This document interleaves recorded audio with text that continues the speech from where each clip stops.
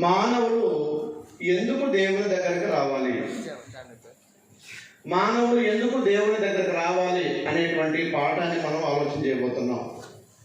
మానవుడు అనుకుంటున్నాడు, ఈ సుందరమైనటువంటి లోకాన్ని దేవుడు నన్ను అనుభవించడానికి మాత్రమే భూలోకంలో కలుగు చేశాడు కనుక ఈ సుందరమైనటువంటి లోకాన్ని అనుభవిస్తూ తింటూ తాగుతూ తిరుగుతూ నేను ఎలాగైనా బ్రతికేస్తాను అని మానవుడు అనుకుంటున్నాడు. కానీ మానవుడు కనుక దేవుని దగ్గరకు రాకపోతే, మానవుడు కనుక దేవుని ఆశ్రయించకపోతే, మానవుడు కనుక దేవుని యొక్క నివాసం చేయకపోతే మానవుడు ఎదుర్కొనేటువంటి సమస్యలు చాలా ఉన్నాయి. అవన్నీ రాత్రికాల సంబంధం మనం నేర్చుకోబోతున్నాం. అసలు మానవుడు దేవుని దగ్గరకు రావాల్సిన ముందు అసలు మానవుడు ఏ స్థితిలో ఉన్నాడు? దేవుడు అనేటువంటి యెహోవా నేల మట్టితో ఆదామును చేసి ఒక రూపాన్ని కలుగు చేసి వారి నాసికారంగంలో జీవవాయువును ఊది జీవించేటువంటి ప్రాణిగా చేసినటువంటి దేవుడు ఆయన ఒంటరిగా ఉండడం ఇష్టం లేక సాటైన సహాయంగా అవ్వను చేసి వారిద్దరిని జతపరిచి దేవుడు కుటుంబ వ్యవస్థలకి దేవుడు నాంది పలికాడు. వాళ్ళు జతపరిచిన తర్వాత ఏదైనా చోట సేద్యపడడానికి అవకాశం ఇచ్చి, అలాగే ఈ చుట్టుపక్కల ఉన్నటువంటి ప్రతి పండు నువ్వు తిను, అదిగో కనిపించేటువంటి ఫలాన్ని బట్టి నువ్వు తినకూడదని దేవుడు ఆజ్ఞించాడు. ఎప్పుడైతే సర్పం అంటే సాతాను ఎప్పుడైతే ఏదైనా చోటకి ఎంటర్ అయ్యాడో, ఎప్పుడైతే అవను ప్రేరేపించాడో, ఎప్పుడైతే అవను మోసపరిచాడో, అప్పుడు వాళ్ళు ఏం చేశారు? తినొద్దన్న పండు తిని దేవుడు ఆజ్ఞను, దేవుడు గీసినటువంటి గీతను వాళ్ళు ఏం చేశారు? తప్పారు. అంటే పరిశుద్ధులుగా ఉండేటువంటి స్థాయిలో నుంచి, నీతిమంతులుగా ఉండేటువంటి స్థాయిలో నుంచి, దేవుని పిల్లలుగా ఉండేటువంటి స్థాయిలో నుంచి వాళ్ళు ఏం కోల్పోయారంటే పాపంలో పడిపోయారు. ఆజ్ఞ అతిక్రమించి వాళ్ళు ఏం చేశారు? పాపం చేశారు, దేవునికి దూరం అయిపోయారు. ఇప్పుడు దేవుడు ఏం చేయాలనుకున్నాడంటే, పాపం చేసి దేవునికి దూరమైనటువంటి మనల్ని దేవుడు ఏం చేయాలనుకున్నాడంటే తిరిగి మరలా ఆయన దగ్గరకు ఏం చేయాలనుకున్నాడు? మరలా ఆయన దగ్గరకు రావాలని ఆయన పిలుస్తూ ఉన్నాడు. కీర్తన గ్రంథము 50 కీర్తన 1వ వచనం కనుక మనం చదివినట్లయితే, కీర్తన గ్రంథము 50 కీర్తన 1వ వచనం కనుక మనం చదివినట్లయితే, కీర్తన గ్రంథం 50 వచ్చి మనం చదివినట్లయితే, అలాగే మత్తయి సువార్త 11వ అధ్యాయం 28వ వచనం మనం చదివినట్లయితే, ఒకసారి ఎవరైనా చదివి సహాయం చేద్దాం, చేయండి. దేవాది దేవుడైన యెహోవాకి ఇచ్చుచున్నాడు, పడమ దిక్కుల వరకు భూనివాసు రమ్మని పిలుస్తున్నాడు. ఎందుకు పిలుస్తున్నాడంటే ఆయనతో ఉంటే పిలవాల్సిన అవసరం ఉందా? ఏమండి, ఆయనతో ఉంటే పిలవాల్సిన అవసరం ఉందా? ఆయన మాట వింటే మళ్ళీ పిలవాల్సిన అవసరం ఉందా? ఆయన మాట గౌరవిస్తే, ఆయన ఆజ్ఞను ధిక్కరించకుండా ఉంటే మళ్ళీ పిలవాల్సిన అవసరం ఉందా?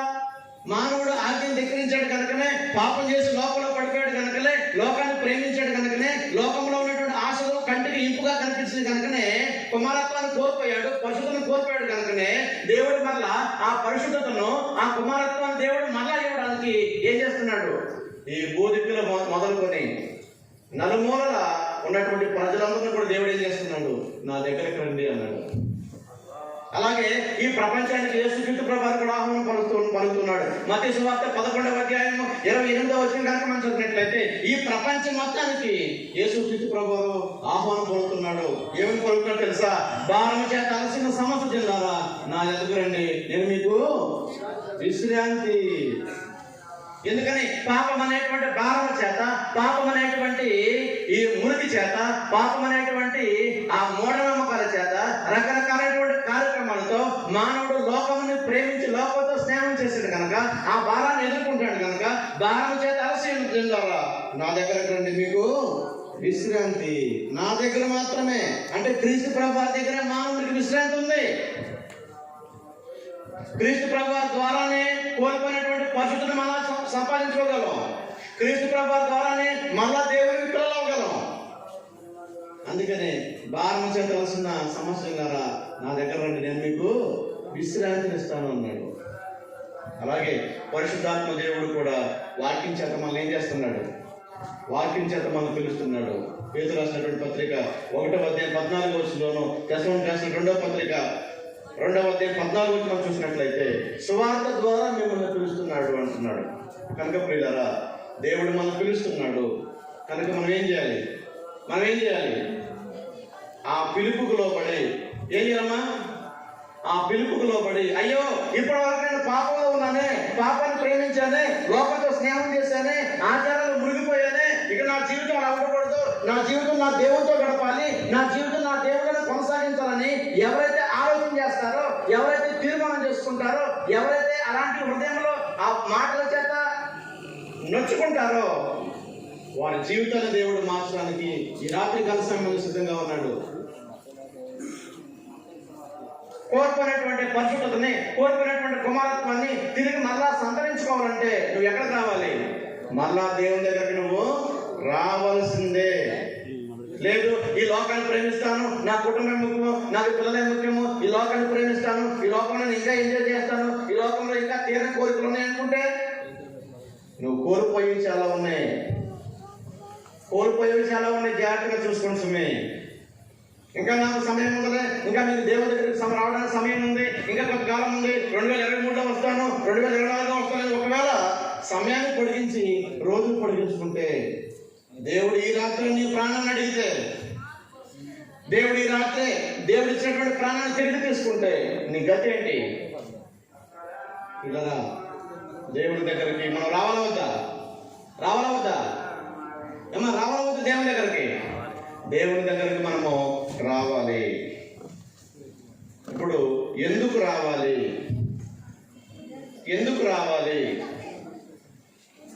దేవుడు మనసులో ఉన్నాడంటే సరిపోదా? మోకరించి కాసేపు ప్రార్థన చేస్తే సరిపోదా? బైబిల్ కానీ తెలిసిన 4 మాటలు కళ్ళు మూసుకుని బయటకు తెలుస్తున్నారు. ఇప్పుడు కళ్ళు మూసుకుని బయటకు తెలిసి వాక్యం చదువుతున్నారు. అంటే కళ్ళు మూసుకుని బైబిల్ తెస్తే చాలదా? బాగా పాట పాడితే చాలదా? చాలు. నువ్వు బాగా పాట పాడినంత మాత్రాన, బాగా బైబిల్ చదివినంత మాత్రాన, మోకరించి ప్రార్థన చేసినంత మాత్రాన నువ్వు దేవుని దగ్గరికి వచ్చినట్టు కాదు. దేవుడు పిలిచే పద్ధతి ఉంది, నిన్ను ఆహ్వానించేటువంటి పద్ధతి ఉంది. ఆ పద్ధతి ద్వారానే నువ్వు దేవుని దగ్గరికి రావాలి. ఎందుకు రావాలో మనం ఆలోచించేద్దాం. దాంట్లో మొట్టమొదటి పాయింట్ ఏంటంటే, దేవుడు మనకి తండ్రి కనుక మనం దేవుని దగ్గరికి రావాలి. కీర్తన గ్రంథము 100వ కీర్తన 3వ వచనం మనం చూసినట్లయితే, దేవుడు మనకి తండ్రి. ఈ ప్రపంచంలో ఉన్నటువంటి మానవులందరికీ దేవుడు తండ్రి కనుక ఆ తండ్రి దగ్గరికి మనం రావాల్సినటువంటి అవసరం ఉంది. ఉదాహరణకి మా అబ్బాయి ఉన్నాడు. మా అబ్బాయి పెద్దయిన తర్వాత పెళ్లి చేసుకుని వేరే ప్రాంతానికి వెళ్ళిపోయాడు. మ్యారేజ్ చేసుకుని వాడికి సమస్య వచ్చింది. సమస్య వస్తే వాడు ఎక్కడికి వస్తాడండి? మా అబ్బాయికి సమస్య వస్తే ఎక్కడికి వస్తాడు? తండ్రిగా నా దగ్గరికి వస్తాడు లేదా? ఇప్పుడు నేను ఎక్కడికి రావాలి? మనం ఎక్కడ రావాలి? మనందరం ఎక్కడ రావాలి? దేవుని దగ్గరకు రావాలి. ఆయన మనకి తండ్రి. ఆ విషయం చెప్తున్నాడు. కీర్తన 3వ వచనం, యెహోవాయే దేవుడని తెలుసుకునండి. అమ్మ గుర్తుపెట్టుకోండి, యెహోవాయే దేవుడని తెలుసుకునండి. ఆయనే మనం పుట్టించను, మనము ఆయన వారము, ఆయన ప్రజలము, ఆయన మేపు గొర్రెలము. అర్థమవుతుందా తల్లి? మీకు అర్థమవుతుందా? ఏం తెలుసుకున్నట్ట నువ్వు? యెహోవాయే దేవుడని తెలుసుకునండి. ఆయనే మనం పుట్టించను, మనము ఆయన వారము, ఆయన మేపు గొర్రెలము. మీ తండ్రి దేవుడు. మీ తల్లిదండ్రులు ఊహించుకుని ప్లాన్ చేసుకుంటే కల్లా నువ్వు ఈ భూలోకంలో నీ పుట్టుకలో దేవుని ప్రేమ ఉంది. నీ తల్లి గర్భంలో నువ్వు పిండ ఉత్పత్తిగా ఉన్నప్పుడే నీ కళ్ళు దేవుడి వైపు చూస్తున్నాయి. ఈ సురక్షితంగా భూలోకానికి రావడానికి దేవుడు అవకాశం ఇచ్చాడు. ఎదిగే విషయంలో అవకాశం ఇచ్చాడు, చదివే విషయంలో అవకాశం ఇచ్చాడు, ఆరోగ్యంగా ఉండే విషయంలో అవకాశం ఇచ్చాడు. అన్ని విషయాల్లో దేవుడు క్షేమంగా ఉంచాడు. కనుకనే ఈ రోజుకి ఈ క్షణంకి మనము ఇక్కడ వచ్చాం. 2022 ఏప్రిల్ 15వ రోజున సమయం ఎంత? అప్పుడు సమయం ఎంత? 8:50. ఈ సెకండ్ వరకు దేవుడు మనం ఉంచాడంటే దేవుడు మనకు తండ్రి కనుకనే, ఆయన ప్రేమ మన మీద ఉంది కనుకనే ఇప్పటి వరకు మనం ఉన్నాం. ఆయన మీకు మన తండ్రి గుర్తు పెట్టుకోండి. నీకు బాధ వస్తే ఎక్కడికి వెళ్తాం? భౌతికంగా తండ్రి దగ్గరికి వెళ్తాం. ఇప్పుడు మనం అందరం కూడా మన బాధలు కావాలంటే ఎక్కడికి రావాలి? ఎక్కడ రావాలి? తండ్రి దగ్గరికి రావాలి, దేవుని దగ్గరికి రావాలి. కన్న తండ్రి ఆయన. రెండో పాయింట్ ఆలోచించేద్దాం. రెండో పాయింట్, దేవుని దగ్గరికి ఎందుకు రావాలంటే, ఒకటి, కోల్పోయినటువంటి కుమారత్వాన్ని, ఆజ్ఞను అతిక్రమించి పాపం చేసాం కనుక పాపములకు రక్షణ కొరకు మనము దేవుని దగ్గరికి రావాలి. ఈ లోకంలో చాలా మంది ఏమనుకుంటూ ఉన్నారంటే, దేవుని దగ్గరికి రావాల్సిన అవసరం లేదు, సంఘానికి రావాల్సిన అవసరం లేదు, సువార్త వినాల్సిన అవసరం లేదు, కళ్ళు మూసుకుని ఇట్లా. కొంతమంది ఎలా చేస్తారు సార్, ఇట్లంటారు. అంటే కళ్ళు మూసుకున్నట్టంటే నువ్వు దేవుని దగ్గరికి వచ్చినట్టేనా? నీ పాపాలు పోతాయా? జాగ్రత్తగా ఆలోచించేయండి. నీ పాపాలు పోవాలంటే నువ్వు దేవుని దగ్గరకు వస్తేనది సాధ్యపడుతుంది. దేవుని దగ్గరకు రాకుండా లోకంలో నువ్వు ఉంటే, లోకాన్ని ప్రేమిస్తే, లోకాన్ని స్నేహిస్తే, లోకంలో ఉన్నటువంటి ఆచారాలు, మూఢనమ్మకాలు, మనుషులు కల్పించేటువంటి పద్ధతులు ఇవన్నీ నువ్వు చేస్తూ ఉంటే నీ పాపం క్షమించబడే అవకాశం అనేది లేదు. రోమన్ రాసినటువంటి పత్రిక 5వ అధ్యాయం 8వ వచనము, రోమ పత్రిక 5వ అధ్యాయం 8వ వచనము, ఎఫెసీ పత్రిక 2వ అధ్యాయం 1వ వచనము, పేతురు రాసిన మొదటి పత్రిక 2వ అధ్యాయం 9వ వచనము, కొలసీ పత్రిక 1వ అధ్యాయం 3వ వచనం, ఏదైనా ఒకటి తీయండి. రోమ పత్రిక తీయండి, రోమ పత్రిక 5వ అధ్యాయం 8వ వచనం. అవన్నీ ఒకే సందర్భానికి సంబంధించినటువంటి ఒక వచనం చదవండి. అయితే దేవుడు మన ఎడల తన ప్రేమను వెల్లడిపరుచున్నాడు. ఎట్లనగా, అమ్మ వినండి, ఎట్లనగా మననికను పాపులమై ఉండగానే క్రీస్తు నీ కొరకు చనిపోయాను. ఎందుకు నీ కొరకు చనిపోయాడు? ఏమో ఎందుకు క్రీస్తు నీ కొరకు చనిపోయాడు? నీ కొరకు నా కొరకు ఎందుకు చనిపోయాడు క్రీస్తు? మన పాపములను తీసివేయడానికి. ఎఫెసీ 2:1 అంటాడు, మీరు అపరాధముల చేతను పాపం చేతను చచ్చిన వారి ఉండగా క్రీస్తు మిమ్మల్ని బ్రతికించాడు అంటాడు. పేతురు రాసిన మొదటి పత్రిక 2వ అధ్యాయం 9వ వచనంలో, చీకటిలో నుంచి ఆశ్చర్యకరమైనటువంటి వెలుగులోకి దేవుడు మిమ్మల్ని పిలిచాడు అంటాడు. కొలసీ పత్రిక 1వ అధ్యాయం 13వ వచనంలో, అంధకార సంబంధమైన అధికారంలో ఉండి దేవుని కుమారుని యొక్క రాజనివాసులుగా చేశాడు అంటాడు. అంటే చదివినటువంటి వ్యక్తులన్నింటిని బట్టి మనకేం అర్థం అవుతుందంటే, మానవుడు దేవుని దగ్గరకు రాకుండా పాపాలు క్షమించబడే అవకాశం ఉందా? ఏమన్నా ఉందా? మానవుడు దేవుని దగ్గరకు రాకుండా, సువార్తను వినకుండా, నమ్మకుండా, బాప్తిసం పొందకుండా, మారు మనసు పొందకుండా మన పాపాలు పోయేటువంటి అవకాశం అనేది లేదు.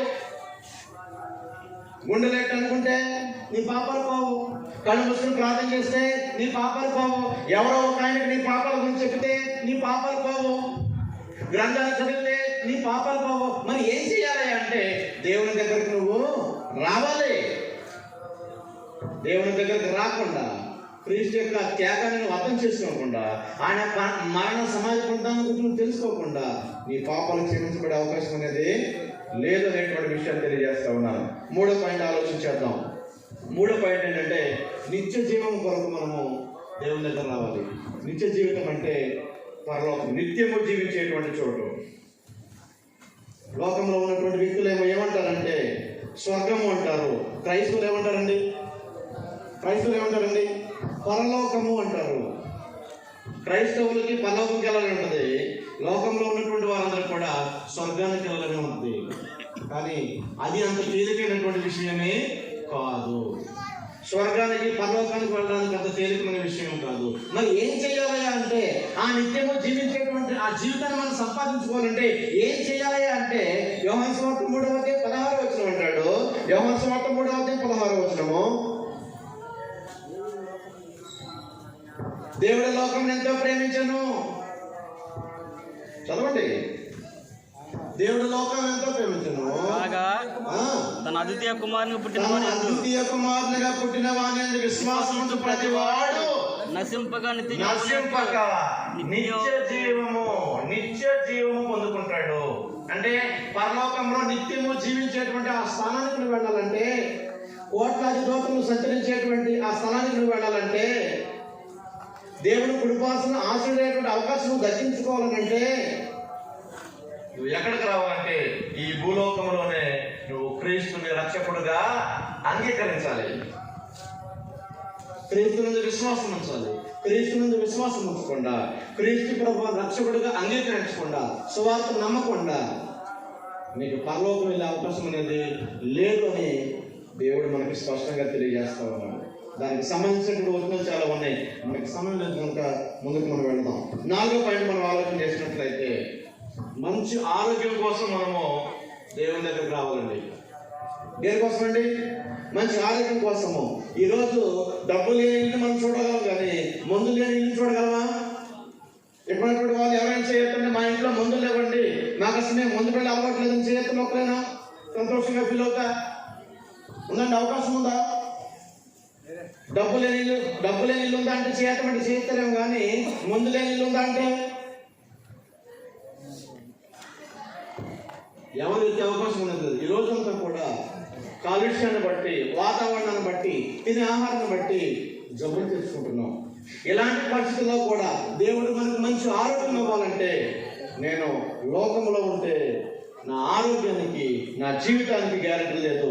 ఒకవేళ దేవుని దగ్గరికి వస్తే నాకు సంపూర్ణమైన ఆరోగ్యం ఉంటుందని సామెతల గ్రంథంలో మనకి స్పష్టంగా తెలియజేస్తూ ఉంది. సామెతల గ్రంథం 3వ అధ్యాయము 7-8 వచనం చదువుకుందాం. సామెతల గ్రంథం 3వ అధ్యాయము 7-8 వచనం చదువుకుందాం. నేను జ్ఞానిని కదా అని అనుకోవద్దు. ఒకవేళ నేను ఎక్సర్సైజ్ బాడీ నాది, నేను రోజు జిమ్ చేస్తాను, ఎక్సర్సైజ్ చేస్తాను, కూరగాయలు మాత్రమే తింటాను, ఆరోగ్య నియమాలు పాటిస్తాను కనుక నాకు ఏ ప్రమాదం లేదు అనుకోవద్దు. నువ్వు జ్ఞానం కదా నువ్వు అనుకోవద్దు. యెహోవా యందు భయభక్తులు కలిగి చెడుతనాన్ని విడిచిపెట్టుము.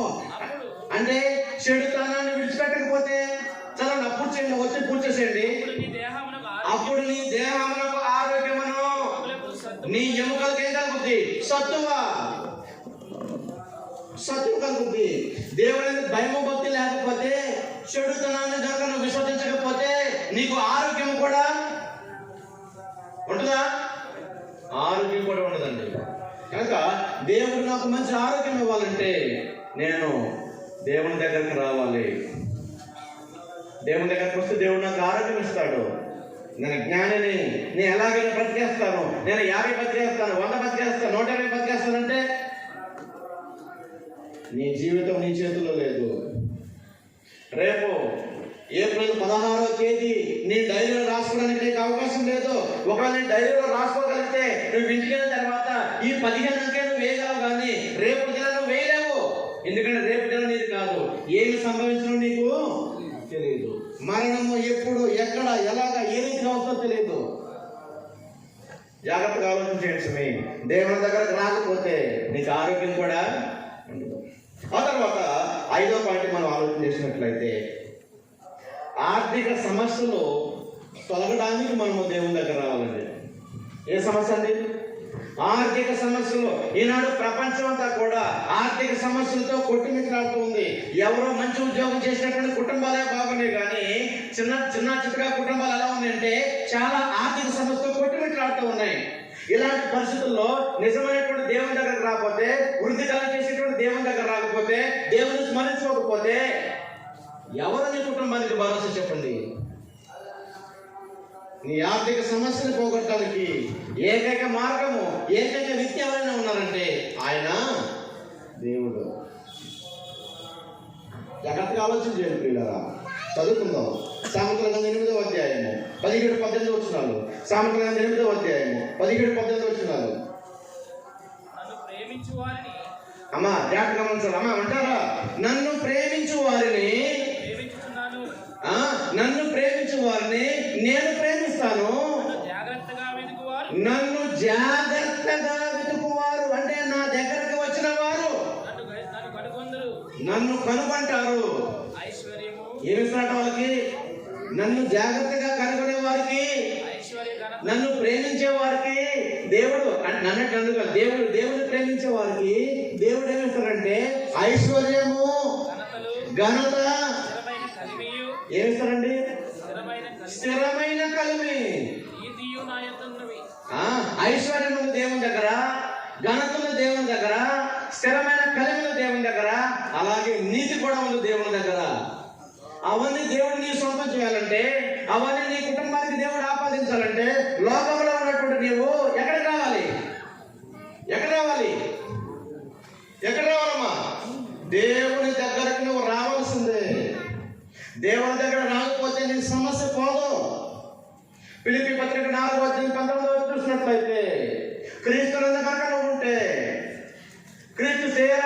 క్రీస్తు శరీరమైన సంఘంలో కనుక నువ్వు ఉంటే ఏం చేస్తాడో అక్కడ 19వ వచనం చెప్తున్నాడు. ఫిలిప్పీ పత్రిక 4:19 వచనం. కాగా దేవుడు తన ఐశ్వర్యం చెప్పున. ఐశ్వర్యం ఎవరిది ఇప్పుడు?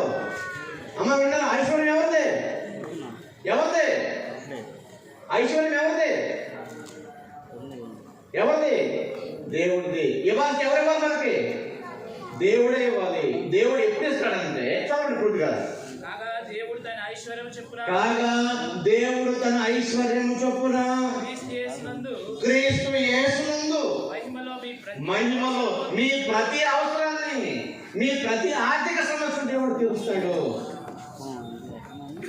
మీ యొక్క సమస్య, మీకున్నటువంటి సమస్య మీకు పెద్దది అవ్వచ్చు, మీకు భారం అవ్వచ్చు, కానీ దేవునికి అది పెద్దది కాదు, భారం కాదు. ఆయన మాట సాధిస్తే చాలు. ఒక మాట సాధిస్తే ప్రపంచాలు నిర్మించబడినాయి. ఈ ప్రపంచం నిర్మించినటువంటి దేవుడు, ప్రపంచాన్ని శాసిస్తున్నటువంటి దేవుడు నీ సమస్యను తొలగించలేడా? మరి ఎందుకు నీ కుటుంబంలో నీ సమస్యగానే ఉందంటే నువ్వు ఇంకా లోకాన్ని ప్రేమిస్తున్నావు కనుకనే, దేవుని దగ్గరకు రాలేకపోతున్నావు కనుకనే. దేవుని దగ్గరకు వచ్చి చూడు, అప్పుడు ప్రశ్నించండి మమ్మల్ని. దేవుని దగ్గరకు రాకుండా, దేవుని మాట ప్రకారం జీవించకుండా, ఆయన చిత్తానుసారంగా జీవించకుండా, నీ జీవితాన్ని బట్టి దేవునికి మహిమ కలగకుండా నీ అవసరాలు ఎలా చేస్తే చెప్పండి. నీ కుటుంబాన్ని రక్షించే నాలుగు ఎవరు చెప్పండి. ద్వితీయోపదేశకాండం 8వ అధ్యాయము 18-19 వచనాలు అంటాడు, వృద్ధి కలుగు చేయవాడు దేవుడే అంటాడు. వృద్ధి కలుగు చేసేటువంటి ఏ ఉద్యోగమైనా, ఏ వ్యాపారమైనా దాన్ని వృద్ధి కలుగు చేసేటువంటి వారు ఎవరంటే దేవుడు అనేటువంటి విషయాన్ని మనమందరము కూడా అర్థం చేసుకోవాల్సిన అవసరం ఉంది. ఒకసారి చదువుకుందాం. ద్వితీయోపదేశకాండం 8వ అధ్యాయం 18-19 వచనాలు. కాగా నీ దేవుడైన యెహోవాను జ్ఞాపకం చేసుకోండి. ఏలయనగా పితరులతో ప్రమాణం చేసిన నిబంధనను నేటి వలె స్థాపింపవలెనని మీరు భాగ్యము సంపాదించుకున్నట్టుగా. ఏం సంపాదించుకోవడం? భాగ్యం అంటే ఏంటి? డబ్బు, ధనము. అది కష్టపడితే రావచ్చు, ఎలాగైనా రావచ్చు. మనము భాగ్యము సంపాదించాలంటే దానికి వృద్ధి కలుగు చేయవాడు ఎవరు? 18-19 వచనాలు కూడా చదవండి. మీకు సామర్థ్యం కలుగు చేయవాడు ఆయనే. మీకు సామర్థ్యం కలుగు చేయవాడు ఆయనే.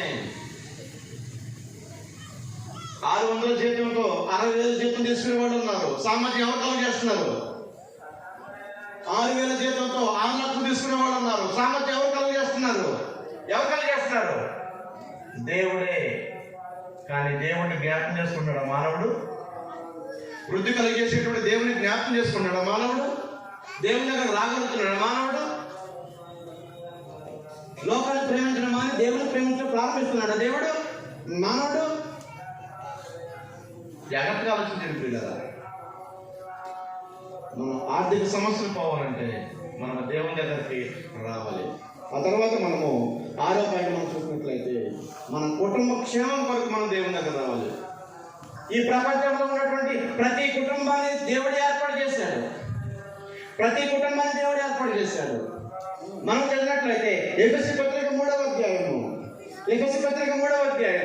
15వ వచనం చదువుకుందాం. ఎఫెసీ పత్రిక 3వ అధ్యాయం 15వ వచనం చదువుకుందాం. మీరు అంతరంగ పురుషుని యందు శక్తి కలిగి ఆత్మ వల్ల బలపరచబడినట్లుగా క్రీస్తు మీ హృదయంలో విశ్వాసం ద్వారా నివసించినట్లుగా తన మహిమైశ్వర్యం చెప్పున దయచేయవలనియు మీరు దేవుని సంపూర్ణత యందు పూర్ణమగునట్లు ప్రేమ యందు వేరుపారి స్థిరపడి. ఎఫెసీ పత్రిక 3వ అధ్యాయము 14 చెప్పాను, 15 చదవండి. 14 చదవండి. ఈ హేతువు చేత పరలోకమందును భూమి మీద ఉన్న ప్రతి కుటుంబము ఏ తండ్రిని బట్టి కుటుంబం అని పిలువబడుతుందో ఆ తండ్రి నేను మోకాళ్ళని అన్నాడు. ఏ తండ్రిని బట్టి కుటుంబాన్ని పిలువబడుతుందండి? పరలోకంలో ఉన్నటువంటి తండ్రిని బట్టి. ఈ భూలోకంలో ఇన్ని కోట్ల కుటుంబాలు దేవుడికి ఏర్పాటు చేశాడు దేవుడు.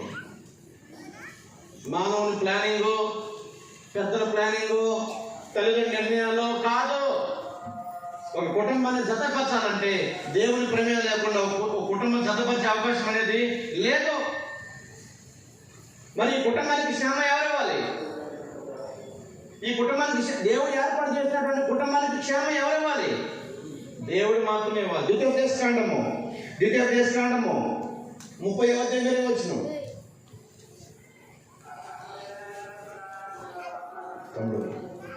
ఈ పితరులైన అబ్రహాము, ఇస్సాకు, యాకోబులకు ఆయన ప్రమాణం చేసిన దేశంలో నివసించినట్లు యెహోవాయే నీ ప్రాణమునకును నీ దీర్ఘాయుష్నకు మూలమునై ఉన్నాడు. మన ప్రాణానికి రెండవది దీర్ఘాయుష్కు ఎవరి మూలం? దేవుడు. ఇప్పుడు క్షేమం ఎవరి దగ్గర ఉంది? దేవుని దగ్గరే ఉంది. దేవుని దగ్గర మన క్షేమం, మన కుటుంబం క్షేమం ఉంది కనుక నేను ఎక్కడికి రావాలి? నేను దేవుని దగ్గరికి రావాలి. కాబట్టి నీవును నీ సంతానమును బ్రతుకుచు మీ ప్రాణమునకు మూలమైన నీ దేవుడైన యెహోవాను ప్రేమించి మీ దేవుడైన యెహోవాను ప్రేమించి ఆయన వాక్యము విని ఆయనను హత్తుకొనున్నట్లు జీవమును కోరుకొనుడి. ఏం చేయాలంట? ఆయన హత్తుకోవాలి. ఆయన హత్తుకుని జీవాన్ని కనుక మనం ప్రేమిస్తే దేవుడు మనకేం చేస్తాడంటే దీర్ఘాయుష్ని ఇస్తాడు.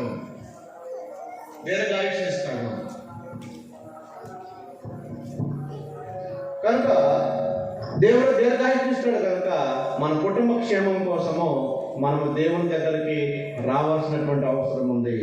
అలాగే 7వ పాయింట్ కనుక మనం చదివినట్లయితే మన కష్టార్జితాన్ని సంతోషంగా మనం అనుభవించాలంటే కూడా మనం ఎక్కడ రావాలి? మన కష్టార్జితాన్ని సంతోషంగా మనం అనుభవించాలంటే కూడా మనం దేవుని దగ్గర రావాలి. కీర్తన గ్రంథము 128వ కీర్తన 1వ వచనం కనుక మీరు చదివినట్లయితే, కీర్తన గ్రంథము 128వ కీర్తన 1వ వచనం కనుక మనం చదివినట్లయితే, యెహోవా యందు భయభక్తులు కలిగి ఆయన త్రోవ యందు నడిచేవారు అందరూ ధన్యులు. నిశ్చయముగా నీవు నీ చేతుల కష్టార్జితమును అనుభవించదవు. నీవు ధన్యుడవు, నీకు మేలు కలుగును. అంటే మనం పడినటువంటి కష్టార్జితము, మనం సంపాదించినటువంటి డబ్బు మనము మన కుటుంబం సంతోషంగా అనుభవించాలంటే ఎవరు అవకాశం ఇవ్వాలి? మనకి దేవుడు అవకాశం ఇవ్వాలి. నేను దేవుని దగ్గరకు వస్తే, దేవుని సంతోష పెడితే దేవుడు నా కష్టాన్ని వృద్ధి చేస్తాడు, నా ఉద్యోగాన్ని వృద్ధి చేస్తాడు.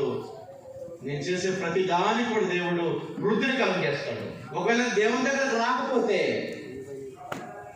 ఏ విషయంలో కూడా మన వృద్ధి కలగదు. చాలా మంది అనుకుంటారు, మరి లోకంలో ఉన్న వాళ్ళ పరిస్థితి అండి, వాళ్ళు కోట్ల పడి దిక్కుతారు కదంటే వాళ్ళు కోట్ల పడి ఎత్తొచ్చు. కానీ నువ్వు ఆత్మీయంగా లేని స్థితిలో ఉన్నా దేవుని దృష్టిలో నువ్వు ధనవంతుడివే. దేవుని దృష్టిలో ధనవంతులుగా ఉండాలంటే ఈ లోకాన్ని కానీ, ఈ లోకంలో ఉన్నటువంటి డబ్బులు కానీ, ఈ లోకంలో ఉన్నటువంటి ఆచారాలు కానీ, ఈ లోకంలో ఉన్నటువంటి మూఢనమ్మకాలు కానీ మనము ఏం చేయకూడదు? ప్రేమించకూడదు. ప్రేమించకపోతే దేవుడిని సొంతం చేస్తాడు ఆ డబ్బులు. ప్రేమిస్తే నీకు దూరం చేస్తాడని జాగ్రత్తగా ఆలోచించడానికి దేవుడు. ఆ తర్వాత మనము 8వ పాయింట్ మనం ఆలోచన చేసినట్లయితే, క్రీస్తుకు సహోదరులు కావాలంటే మనము దేవుని దగ్గర రావాలి. అంటే దేవుని దగ్గరకు రాకుండా, క్రీస్తునందు విశ్వాసం ఉంచకుండా, ఆయన శరీరం అనేటువంటి సంఘంలో చేర్చబడకుండా నేను క్రీస్తుకి సహోదరుడే అవకాశం ఉందా? అవకాశం ఉందండి? అవకాశం లేదు. ఎఫెసీ పత్రిక 1వ అధ్యాయం 4-6 వచనాల్లో క్రీస్తుకు మీరు సహోదరులు అవ్వాలంటే క్రీస్తు శరీరమైనటువంటి సంఘంలో నువ్వు బాప్తిసం పొందాలి, చేర్చబడాలి. అప్పుడే యేసుక్రీస్తు ప్రభువారికి నువ్వు సహోదరుడు అవుతావు. ఆ తర్వాత 9వ పాయింట్ మనం ఆలోచన చేసినట్లయితే, భౌతిక ఆశీర్వాదాల కోసం మనము దేవుని దగ్గరకు రావాలి. భౌతిక ఆశీర్వాదాలు ఏంటి భౌతిక ఆశీర్వాదాలు అంటే, అపొస్తలుల కార్యములు 14వ అధ్యాయము 17వ వచనం ఉంటాడు, ఆకాశము భూమి ఫలవంతమైన ఋతువులు ఆహారము దయచేస్తూ మీ హృదయంతో ఉల్లాసంతో దేవుడు నింపుతున్నాడు. బ్రతకడానికి ఆహారం అవసరము, నివసించడానికి ప్రకృతి అవసరము. ఈ భౌతిక సంబంధమైన దేవుడు ఆశీర్వాదం దేవుడు నాకు ఇవ్వాలంటే ఈ భూలోకంలో బ్రతకుండాలి. ఈ భూలోకంలో బ్రతకుండాలంటే, ఈ భూలోకంలో క్షేమంగా ఉండాలంటే లోకంలో ఉన్నటువంటి నేను ఎక్కడ రావాలి? దేవుని దగ్గరికి రావాలి. దేవుని దగ్గరకు వస్తే అన్ని దేవుడు నీ సొంతం చేస్తాడు. ఆ తర్వాత 10వ పాయింట్ ఏంటంటే ఆత్మీయ ఆశీర్వాదాల కోసం నువ్వు దేవుని దగ్గర రావాలి. ఇప్పటి వరకు భౌతికపరమైన చూసాం. ఆత్మ సంబంధమైన ఆశీర్వాదాల కోసం నువ్వు దేవుని దగ్గర రావాలి. ఏంటి ఆత్మ సంబంధమైన ఆశీర్వాదాలు అంటే? రక్షణ, క్రీస్తు, మన చేతిలో ఉన్నటువంటి గ్రంథము, అలాగే సంఘము, సువార్థికులు, సంఘ పెద్దలు, ఇవన్నీ దేవుడు మనకి ఇచ్చేటువంటి ఆత్మీయ ఆశీర్వాదాలు, నిత్య జీవము. ఇవన్నీ మనం పొందుకోవాలంటే నేను దేవుని దగ్గర రావాలి. అందుకనే ఎఫెసీ 1:3 అంటాడు, క్రీస్తు యేసులో ఆత్మ సంబంధమైన ప్రతి ఆశీర్వాదం దేవుడు మీకు అనుగ్రహించడం అంటాడు. కనుక ప్రియులారా, ఇప్పటి వరకు మనం ఏం నేర్చుకున్నామంటే మానవుడు దేవుని దగ్గరికి ఎందుకు రావాలి? ఒకటి, దేవుడు మనకు తండ్రి కనుక నేను దేవుని దగ్గర రావాలి. రెండవది, నా పాపాలు క్షమించబడాలంటే నేను దేవుని దగ్గర రావాలి. మూడవది, నిత్య జీవితాన్ని, పరలోకాన్ని సంపాదించుకోవాలంటే దేవుని దగ్గర రావాలి. నాలుగవది, నాకు మంచి ఆరోగ్యం కావాలంటే దేవుని దగ్గర రావాలి. ఐదవది, నా ఆర్థిక సమస్యలు, నా కుటుంబ సమస్యలు పోవాలంటే దేవుని దగ్గర రావాలి. ఆరవది, నా కుటుంబ క్షేమం కొరకు దేవుని దగ్గర రావాలి. ఏడవది, నా కష్టాన్ని సంతోషంగా నేను అనుభవించాలంటే దేవుని దగ్గర రావాలి. ఎనిమిదవది, క్రీస్తుకు నేను సహోదరుడు అవ్వాలంటే దేవుని దగ్గర రావాలి. తొమ్మిదవది, భౌతిక సంబంధమైనటువంటి ఆశీర్వాదాల కోసం దేవుని దగ్గర రావాలి. 10వది, ఆత్మీయ ఆశీర్వాదాల కోసం దేవుని దగ్గరికి రావాలి. మరి రావడానికి సిద్ధమేనా? రావడానికి మీరు సిద్ధమేనా?